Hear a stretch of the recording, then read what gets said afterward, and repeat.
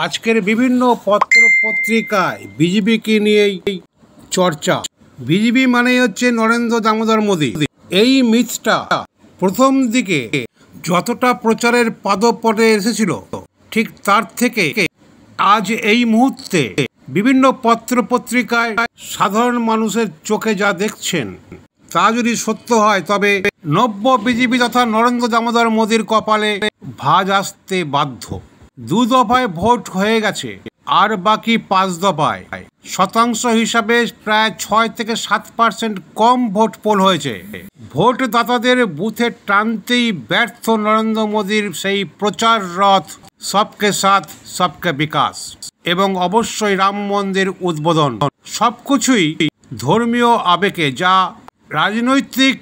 যা ভারতীয় সংস্কৃতির ঐতিহ্যে, রাজনৈতিক দৃষ্টিকোণ থেকে ভারতীয় গণতন্ত্রে সাধারণ মানুষ গণতান্ত্রিক ভোট প্রয়োগে 10 বার চিন্তা করছে। এবার আসি বিজেপির প্রসঙ্গে আরেকবার। বিভিন্ন পত্রপত্রিকার প্রকাশ, বিশেষত দৈনিক বর্তমানে এই পশ্চিমবঙ্গে লেখা আছে শিরোনাম, ভোটদাতাদের বুথে টানতেই ব্যর্থ নরেন্দ্র মোদীর বিজেপি, পুরনো বনাম নতুন ইস্যু। ভারতীয় জনতা পার্টি বনাম মোদীর বিজেপি, এর একটা ব্যাখ্যা সমীক্ষা পেলাম, যার চিত্র আমরা আপনাদের সামনে তুলে ধরলাম। আমরা এখন নজর চ্যানেল ইএনসি বাংলা থেকে গতকাল থেকে প্রকাশ করছি ভারতবর্ষের বিভিন্ন পত্রপত্রিকার হেডলাইন দিয়ে আপনাদের সামনে তুলে ধরা বর্তমান গণতান্ত্রিক পরিস্থিতি তথা লোকসভা নির্বাচনের পরিস্থিতি।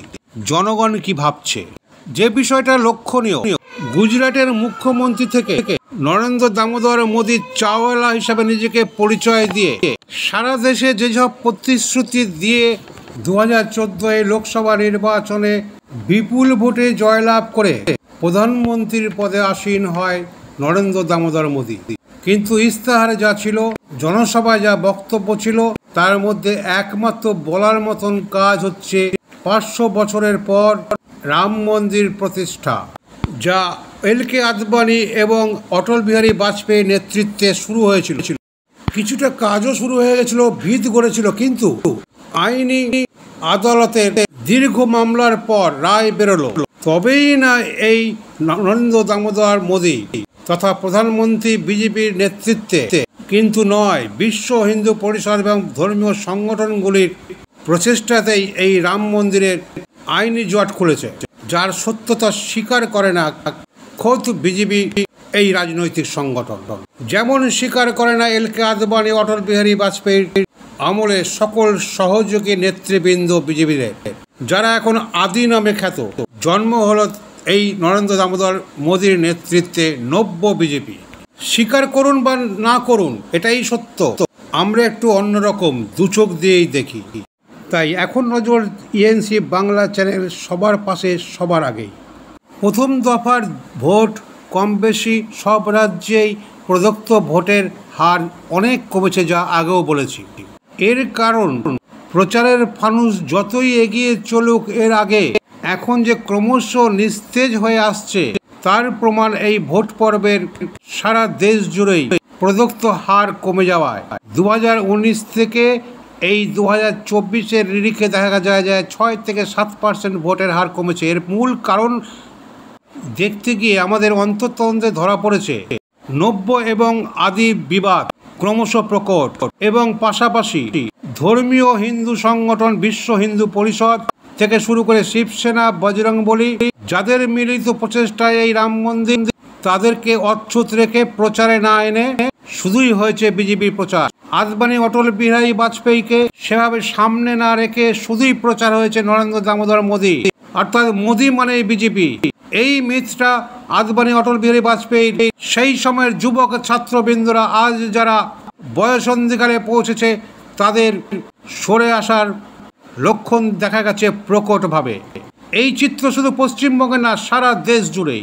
তাই শ্যামাপ্রসাদ মুখোপাধ্যায় জনসংঘ কমিটি, অল হিন্দ পার্টির সহ আরও অন্যান্য সংগঠনগুলির মঞ্চ, যারা এই নব্য বিজেপির প্রার্থীর বিরুদ্ধে দাঁড়িয়েছে এই 2024 লোকসভা ভোটে। অপরদিকে যারা একদমই বসে গেছে, তারাও আশঙ্কিত এই নব্য বিজেপির কর্মকাণ্ডে।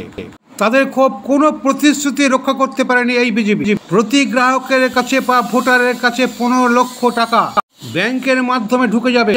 এই প্রতিশ্রুতি রক্ষা যদি করতেই পারবো না, তবে কেন ইস্তাহারে এবং প্রচারে এনেছিল 2014 সালে, যা আজও কুরে কুরে খাচ্ছে এই বিজেপিকে। দেশ জুড়ে বহু পুরনো আমলের নেতা নেত্রী কর্মীরা ময়দানে নেই কেন? প্রশ্ন ওঠাটা স্বাভাবিক।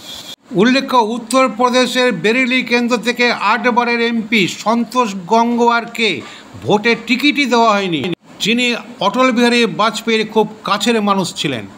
আদিবাসী কুর্বী সম্প্রদায়ের অন্য প্রার্থীকে টিকিট দেওয়া হলেও গঙ্গোয়ারের দীর্ঘকালের অনুগত সেনা সৈনিককে আর নতুন প্রার্থীর প্রচারে দেখা যাচ্ছে না। এমনকি দক্ষিণ দিল্লিতে এবার বিজেপি জিতবে কিনা সেটাও সংশয়। অসমে তো বিদ্রোহ চলছেই। প্রাক্তন মন্ত্রী রাজেন গোহেন রীতিমতো বিদ্রোহ শুরু করে দিয়েছে, যার পেছনে অসমে এনআরসি, বিজেপি কার্যত দুভাগ। মহারাষ্ট্রে, গুজরাটেও একই হাল। ক্ষত্রিয় সম্প্রদায়দের বৃহৎ অংশ জেহাদ ঘোষণা করেছে এই নব্য বিজেপির বিরুদ্ধে। কারণ বাজপেয়ীজি এবং আদবানিজির আমলের বিজেপিকে মুছে ফেলা হয়েছে। এখন শুধু মিথ্যা প্রচার নির্ভর নতুন বিজেপি, তাই এই বিজেপিতে তারা নেই। প্রচার নির্ভর এই বিজেপি অন্দরে প্রচার চোরা স্রোত চলছে, যা 400 তো দূরের কথা। তেজস্বী, অখিলেশ যাদব থেকে শুরু করে মুখ্যমন্ত্রী মমতা বন্দ্যোপাধ্যায়ের এই পশ্চিমবঙ্গে পাল্টা ইন্ডিয়ান জোটের এই সকল নেতৃবৃন্দ বলছে সমানে যে 200 পার করবে না বিজেপি।